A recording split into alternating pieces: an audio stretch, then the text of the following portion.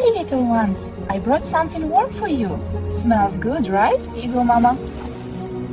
And one for you, handsome. Don't worry, I didn't forget you, Tiny. Eat up, stay warm.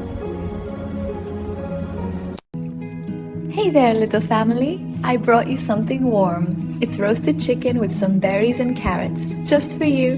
Go on, it's all right, you're safe. That's it, share with each other. You're welcome, my beautiful foxes. Here you go, friends. A little dinner to warm you up. Take your time. It's all yours. Stay safe out here, all right?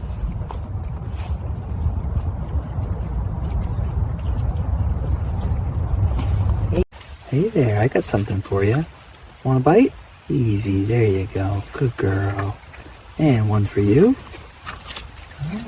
Go ahead, little ones. Plenty to share. That's it, enjoy. Hey friends, look what I've got for you today. Roasted chicken and some apples too.